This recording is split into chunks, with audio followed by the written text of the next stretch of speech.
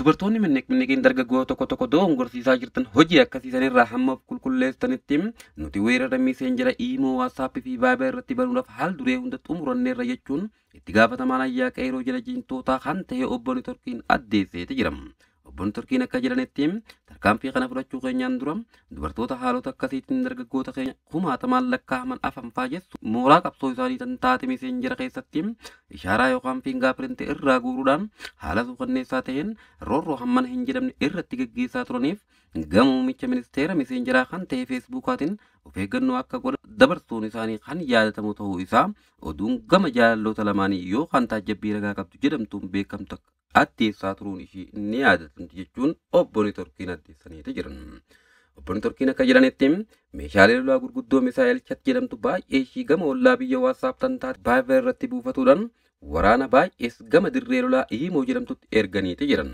Odeeffannoo tana dhagahuun kan gadde miisenjarri kaleessa ganama irraa eegaluun waraanota isaa shamarran kan jedhamu hatattamaan hidhannoo lolaa tan taate huccuu babbareedduu akka shakartuna bitii uffachuudhaan suuraalee baay'ee ka'anii akka of qopheessan ajaja jajjabaa dabarsanii jiraachuu isaanii odeeffannoo muummicha ministeera feesbuukaa tan taate pirofaayilaaf kaleessa wayita barcaatan addeessaniiti jiran.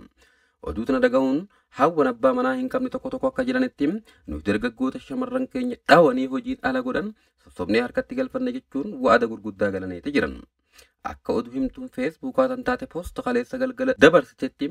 abbootiin takka marii waraana mooraa iimoo jedhamtutti godhanii turaniin wal mormii baay'ee eega godhaniin booda wal mormii kanarrattis tokko osoo hin fuudhin gamaa kaakoo jijjiiramaa dhufe yaada kannateen biyyoota gurguddoo akka Ameerikaa keessatti ta'uu baattus biyyoota Afrikaa keessa shamarran xixiqqoo weerara dargaggootiin miidhamteef gargaarsi durarratti akka ilaalamuufii qabu yaada kannannaan dhumarratti yaadni isaa kun fudhatama argatee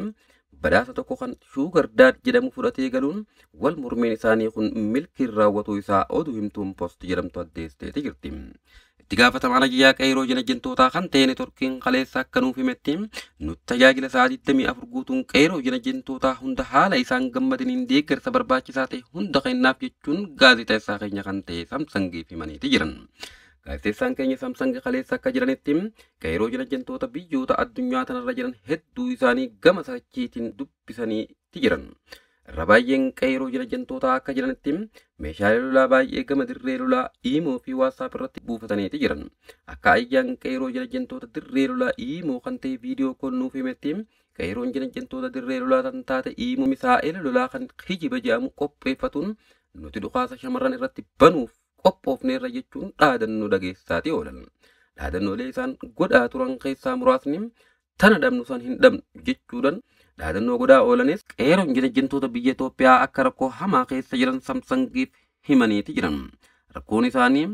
itti gaafatamaan isaanii kan ta'e obbo Neetworkiin tajaajila gahaa ta'e nuuf kennaa hin jiru nurraa haabuu jechuun gaazexeessaa keenya kan ta'e Samsangiif himaniiti jiran.